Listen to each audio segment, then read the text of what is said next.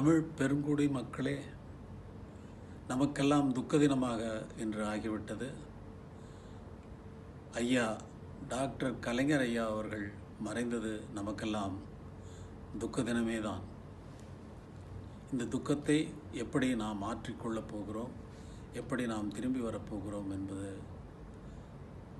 தெரியவில்லை. அரசியல் தலைவர்களிலே கடைசி அரசியல் தலைவர் ஐயா கலைஞர் அவர்கள்.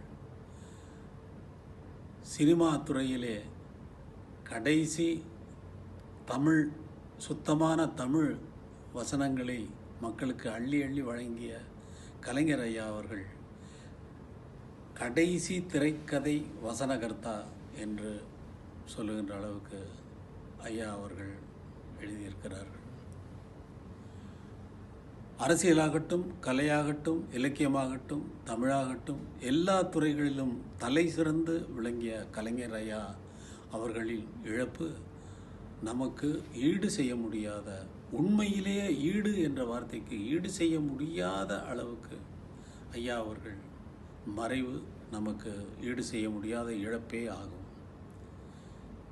இந்த தினத்தில் நான் இங்கே ஆஸ்திரேலியாவில் என்னுடைய இசைக்குழுவினருடன் இசை நிகழ்ச்சி நடத்துவதற்காக வந்திருக்கிறேன். இந்த நிகழ்ச்சி 6 மாதங்களுக்கு முன்னாலேயே முடிவு செய்யப்பட்ட.